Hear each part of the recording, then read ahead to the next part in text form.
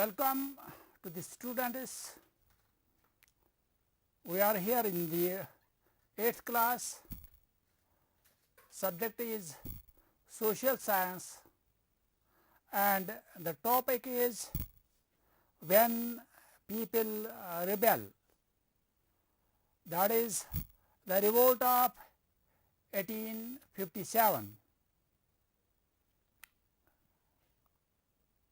In the previous lessons, you read about how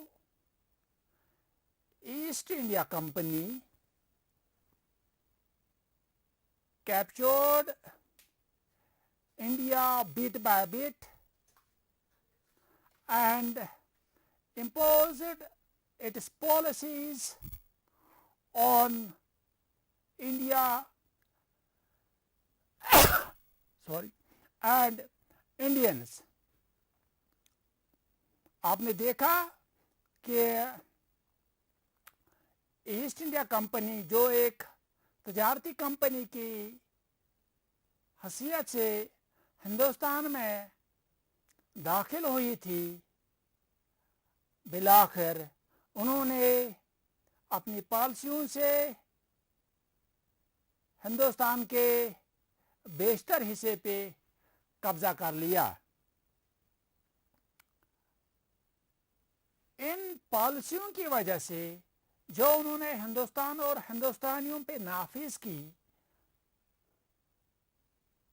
हर एक तबका और हर तबके का हर फर्द किसी न किसी तरह मुतासिर हुआ।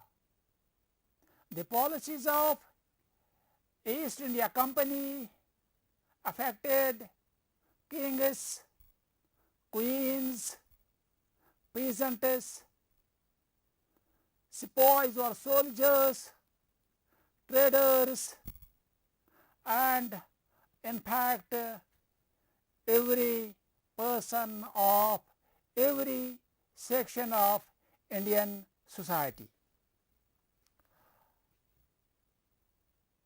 आप ये भी जानते हैं कि जब किसी तबके पे, किसी इलाके पे, किसी मुल्क पे जुल्म जबर हद से बढ़ जाता है तो उसका नतीजा क्या निकलता है? लोग उसके खिलाफ बगावत करते हैं, revolt करते हैं, and this is what happened in 1857 when Indians revolted against East India Company.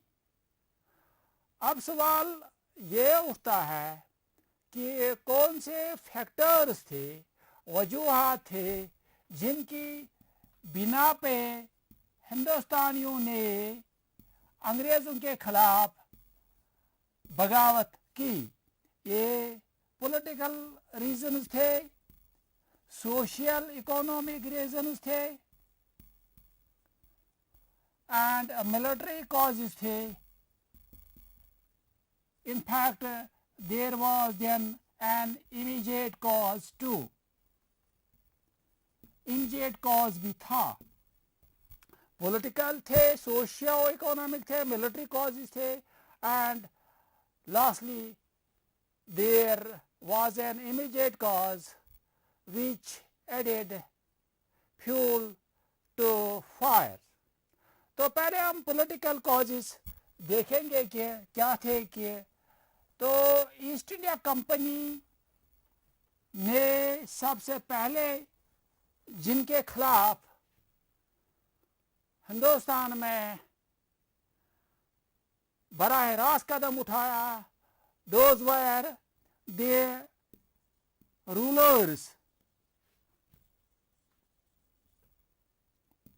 Nawabs या अंग्रेज इनको नवाब्स कहते थे। नवाब्स भी हम लिखेंगे तो अंग्रेजी ज़बान में इनको नवाब कहते थे, जो नवाब का बिगड़ा हुआ लफ्ज़ था।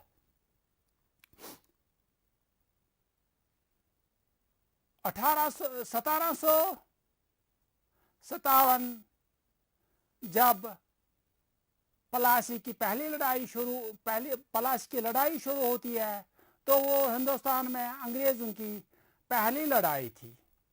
اس سے لے کر 1857 تک 1757 سے 1857 تک انگریزوں نے ایک ایک کر کے ہندوستانی حکمرانوں کو بے دخل کیا. کبھی براہ راست لڑائی کانکویسٹ سے اور کبھی انہوں نے دوسرے ہیلے بہانے اختیار کیے جیسے سبسیڈیری الائز، ڈاکٹرن آف لیپس اور دوسرے بہانے انہوں نے انٹروڈیوس کیے، متعارف کیے تاکہ وہ ہندوستانی حکمرانوں کو اپنی ریاستوں سے بے دخل کرے.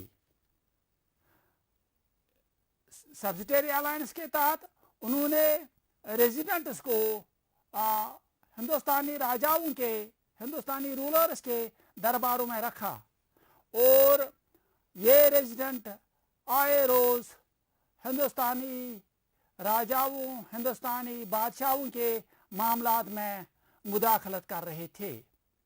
اس سبسیڈیری الائنس کی وجہ سے ہندوستانی بادشاہوں کی جو فریڈم تھی، جو سوورنٹی تھی، جو ان کی اپنی رائے تھی، اس کا کلا کما ہوا. ہندوستانی ریاستوں کی اقتصادی حالت بد سے بدتر ہوئی. ان کی آمدنی انگریزی فوج رکھنے میں صرف ہوتی تھی اور جب ان کے پاس، ہندوستانی راجاؤں کے پاس پیسہ نہیں ہوتا تھا تو اس کے عوض انگریز ان سے ٹیریٹری یا علاقہ ہی چھین لیتے تھے. پھر کچھ ہندوستانی راجاؤں نے یہ کوشش کی کہ اپنے مفادات کے تحفظ کے لیے وہ انگریزوں کے ساتھ صلح سمجھوتا کرے.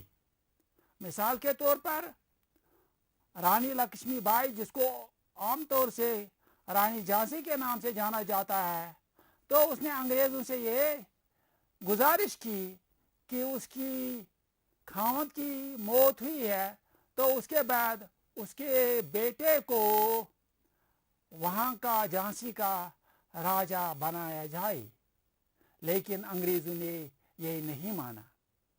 اسی طرح نانا صاحب تھے، وہ چاہتے تھے کہ پیشوا باجی راؤ سیکنڈ دوم جو تھا، باجی راؤ دوم جو تھا، اس کی جو پینشن ہے وہ اس سے ملے، لیکن انگریزوں نے ایک بھی نہیں سنی.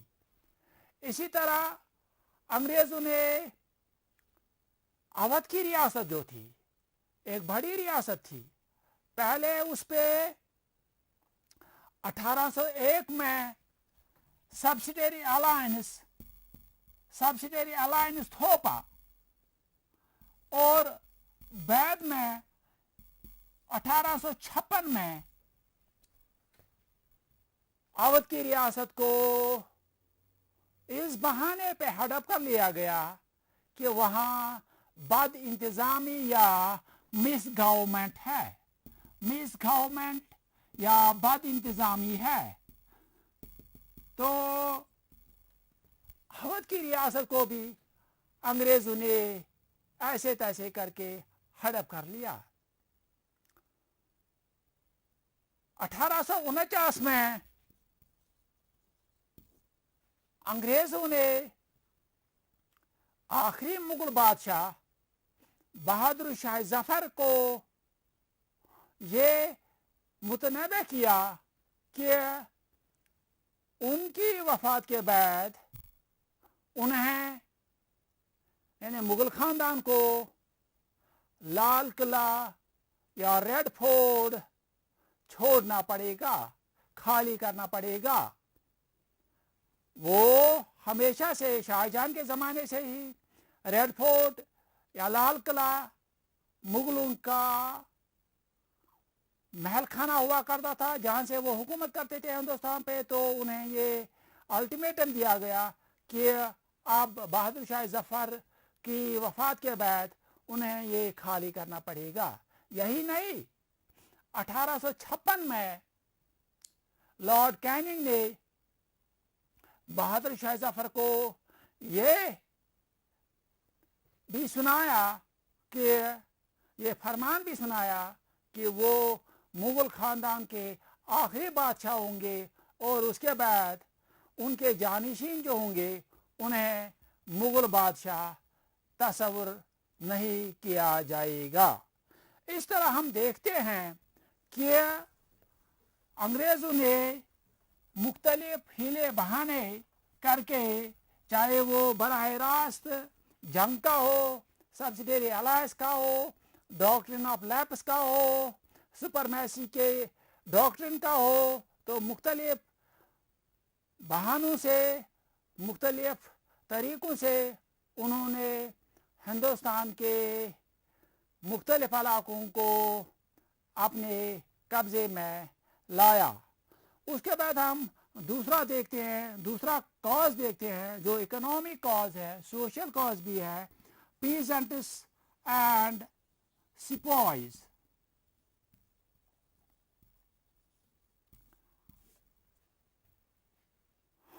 انگریزوں نے جو پالسی یہاں کے زمین اور مالیہ، لینڈ اینڈ لینڈ ریونیو کے بارے میں اختیار کی، تو اس سے بدترین نتائج سامنے آنے لگے۔ The policies of East India Company had a disastrous effect on the peasants. Land revenue جو تھا it was high. Land revenue was high and it was rigid.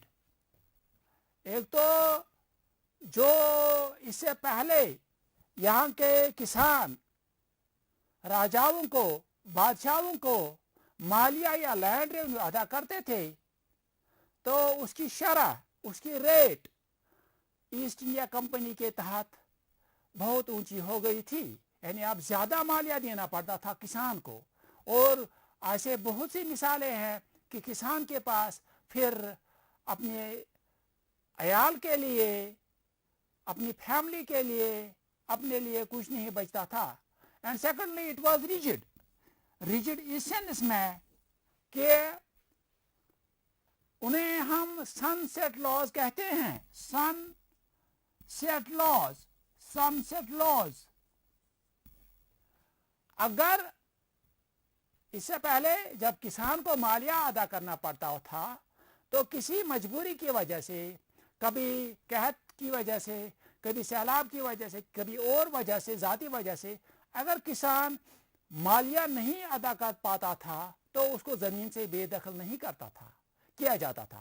لیکن اب ایسٹ انڈیا کمپنی کے تحت یہ تھا کہ اگر کسان کسی خاص تاریخ کو، فکسڈ ڈیٹ کو وہ مالیہ نہیں ادا کر پاتا تھا تو اس کو اس زمین سے ہاتھ دھونا پڑتا تھا۔ So it was rigid and such laws were known as sunset laws, یعنی آفتاب غروب ہونے تک اگر اس نے مالیہ ادا کی تو زمین اس کی، نہیں کی تو زمین اس کے ہاتھ سے چلی جاتی تھی۔ تو اسی طرح ہم دیکھتے ہیں کہ جو سپائز تھی، سپائز مینز یہ انگریز سپاہی جو تھے، سپاہی جو لفظ ہے اردو کا، اسی کو یہ انگریزی میں سپاہی کہتے تھے۔ تو ان کے جو سروس کنڈیشنز تھی، soldier, Indian soldiers serving in the East India Company were subjected to worse service conditions. ان کی تنخواہ اپنے انگریز جو ان کے سپاہی تھے ایسٹ انڈیا کمپنی میں اس سے کم تھی، الاؤنسز کم تھے، اور باقی جو کھانے پینے، رہنے سہنے کے جو حالات تھے وہ بھی ناگفتہ بہ تھے۔ حتیٰ کہ कुछ ऐसे कवानीन भी थे जिनकी वजह से सिपाहियों के जो मजहबी जज्बात थे वो मजरूह हो गए। 1824 में 1824 में जब हिंदुस्तानी सिपाहियों को समंदर के रास्ते बर्मा जाने के लिए कहा गया तो उन्होंने इनकार किया। वजह क्या थी? आपको शायद ये सुनकर हैरत भी होगी और ये दिलचस्प भी है कि उस ज़माने में हिंदुस्तान के हिंदुओं का ये ख्याल था कि समंदर के रास्ते सफ़र करने से, समंदर पार सफ़र करने से उनकी जो मजहबी आइडेंटिटी है वो खो जाती है, यानी उनका मजहब चला जाएगा, वो फिर हिंदू नहीं रहेंगे। तो 1824 में जब हिंदुस्तानी सिपाहियों को समंदर के रास्ते बर्मा जाने के लिए कहा गया तो उन्होंने साफ इनकार किया। अगरचे उन्होंने खुश्की के रास्ते बर्मा जाने की हामी भर ली थी, यानी राजी हो गए थे, but they were given severe punishment for refusing to obey the company's orders. Likewise, in 1856, the company prescribed the law that whosoever gets employed in the army of East India Company, he would have to give in writing that he won't refuse to sail, कि समंदर के रास्ते सफ़र करने से वो इनकार नहीं कर सकता था। ये कंपनी के कवानीन में रखा गया। तो इस तरह हिंदुस्तानी सिपाहियों की बहुत सी शिकायत अपने अंग्रेज़ आकाओं के खिलाफ थी। इसके अलावा आप जानते हैं कि जो सिपाही था वो भी एक किसान था, वो भी एक किसान घराने से ताल्लुक़ रखता था, उसकी अभी अपनी ज़मीन जायदाद हुआ करती थी। तो जो पॉलिसीज़ किसानों पे लागू होती थी तो वहाँ भी इस सिपाही को, इसके घर वालों को उसका खमियाजा उठाना पड़ता था। तो इस तरह हम देखते हैं कि हिंदुस्तानी सिपाहियों को की बैसत सिपाही और बैसत एक हिंदुस्तानी होने के नाते अंग्रेज़ों के खिलाफ बहुत सी शिकायत थी। उसके बाद एक और मसला था, एक और कॉज था जो रिलीजियस कॉज भी था, सोशल कॉज भी था, that was response to reforms.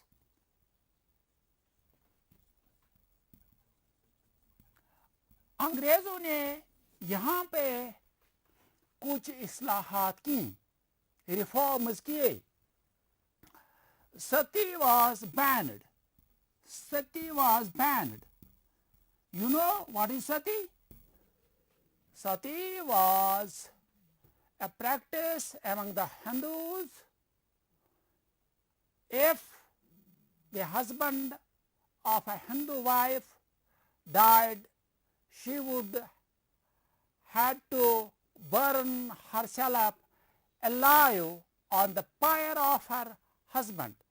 यानी किसी हिंदू खातून का खामद अगर इंतकाल करता था तो इस बेवा को अपने खावंद की चिता में जिंदा जलना होता था। ये एक बारबारिक रस्म थी जो अंग्रेज़ों के ख्याल में ख़त्म करनी थी। तो उन्होंने एक कानून रखा जिसके तहत सती को ममनू करार दिया गया। इसी तरह एक और कानून के तहत जो हिंदू विडोज थे उनको दोबारा शादी करने का हक दिया गया। हिंदू विडोज کو ایک قانون کے تحت 1856 میں دوبارہ شادی کرنے کا حق دیا گیا. یہ ایسے قسم کے ریفارمز تھے، اس سے ہندوستانیوں کو لگا کہ انگریز جو ہیں وہ ان کے مذہبی معاملات میں دخل اندازی کر رہے ہیں. East India company was interfering in the religious affairs of Indians. So they took it against their religion. They believed that East India Company had no right to interfere in such matters. اس کے علاوہ 1830 میں جو Christian missionaries تھی جو عیسائیت کا تبلیغ کر رہی تھی یہاں پہ، تو انہیں 1830 کے بعد کھلی چھوٹ دی گئی تھی کہ وہ یہاں پہ اپنی تبلیغ کریں، اور انہیں یہ حق دیا گیا کہ وہ یہاں پہ لینڈ اور پراپرٹی کو بھی استعمال، یعنی ان کی نام پہ اب لینڈ بھی ٹرانسفر ہو سکتی تھی، پراپرٹی بھی ان کے نام پہ ٹرانسفر ہو سکتی تھی، وہ اس کے مالک بن سکتے تھے. تو ایسٹ انڈیا کمپنی نے کرسچن مشنریز کو ہندوستان میں پوری آزادی دے دی. اب ان کرسچن مشنریز کو اپنے مذہب کے حق میں کرنے کے لیے کیا کرنا پڑتا تھا؟ یہ ہندوستانی مذاہب، ہندوازم، اسلام کی نعوذ باللہ یہ مخالفت کر رہے تھے. تو اس سے بھی ہندو اور مسلمان دونوں ناراض ہو گئے.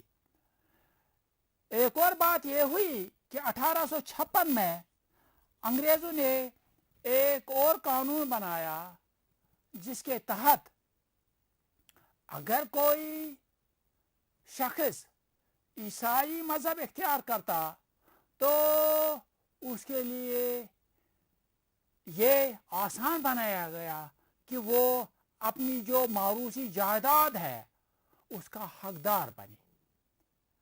The law permitted a convert to Christianity to inherit his or her ancestral property. تو یہ بھی وہ ایسا قانون تھا جس کی بنا پہ اب لوگوں کے لیے عیسائیت اختیار کرنا آسان ہو گیا. So these measures were considered by Indians an interference and against their religion. جو انہوں نے نئی تعلیم یہاں پہ شروع کی انگریزوں نے، modern education and even education for girls, that too was considered by Indians an attempt to malign their religion، کہ یہ ان کے مذہب کے خلاف جاتا ہے. اگرچہ یہ ریفارمز تھے، یہ اصلاحات تھے، کچھ ہندوستانیوں کے خیال میں یہ ایک اچھا قدم تھا، اور اس کے بارے میں آپ کو اگلے لیسن میں تفصیلاً پڑھنا ہے. تو کچھ ہندوستانی اس کے حق میں تھے کہ یہ ریفارمز ہونے چاہیے، but the fact is that the majority of Indians considered these measures an attack on their religion. اس کے بعد یہ ایک ڈھیر سارا جو تھا شکایتوں کا، کمپلینٹس کا، گریوینسز کا جمع ہو گیا تھا، اور اب اس کو ایک صرف چنگاری کی ضرورت تھی تاکہ ڈھیر سارا انبار جل اٹھے. And that was provided, that spark was provided by the immediate cause.